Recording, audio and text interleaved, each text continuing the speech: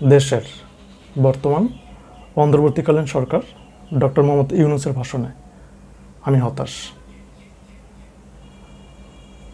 সত্যিই হতাশ। কারণ বিগত সালের সরকারদের ভাষণ থেকে একদম ভিন্ন, এক কথায় রাত দিন পার্থক্য, যা আমাকে হতাশ করেছে। বিগত সরকারদের ভাষণে আমরা কি দেখেছি আমিত্ব, অস্কারপ্রাপ্ত অভিনয়, কান্না, ব্যঙ্গাত্মক হাসি, কটু কথা ইত্যাদি ইত্যাদি। এসবের একটাও ডক্টর মোহাম্মদ ইউনূসের ভাষণে দেখতে পেলাম না, যা আমাকে সত্যি হতাশ করেছে। তাহলে ডক্টর মোহাম্মদ ইউনূসের ভাষণে কী ছিল?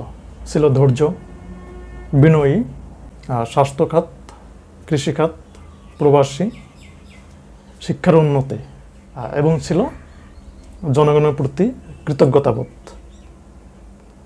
যা আমি কখনোই আশা করিনি। বিগত সাল থেকে ভবিষ্যতে এমন ভাষণ দেখব, শুনব, কল্পনার বাইরে ছিল, যা আমাকে হতাশ করেছে।